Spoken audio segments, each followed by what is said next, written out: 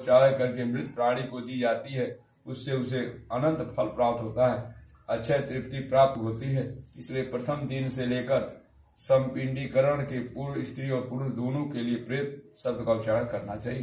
पहले दिन विधि पूर्वक जिस अन्न का पिंडदान किया जाता है उसी अन्न से विधि पूर्वक 9 दिन तक पिंडदान करना चाहिए। यानी जो पहले दिन वही 9 दिन तक चलेगा। 9वें दिन सभी पिंडदान, जो भैया पिंडदान करते हैं, 9वें दिन सभी पिंडजनों को मृत प्राणी के स्वर्ग की कामना से तैल भयंकर करना चाहिए और घर के बाहर स्नान करके दूब एवं लाजा लावा लेकर स्त्रियों के आगे करके मृत प्राणी के घर जाकर उससे कहे कि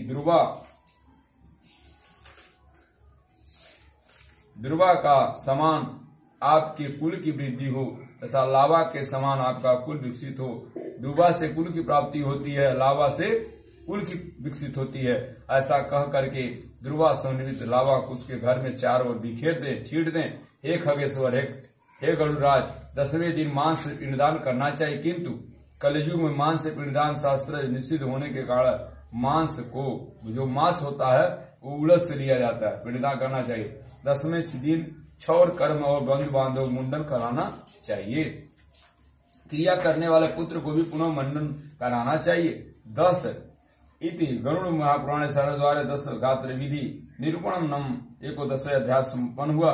10 दिन तक ब्राह्मणों को प्रतिदिन मिठान भोजन कराना चाहिए और हाथ जोड़कर भगवान विष्णु का ध्यान करके प्रेत की मुक्ति के लिए इस प्रकार प्रार्थना करना चाहिए कि अत से फूल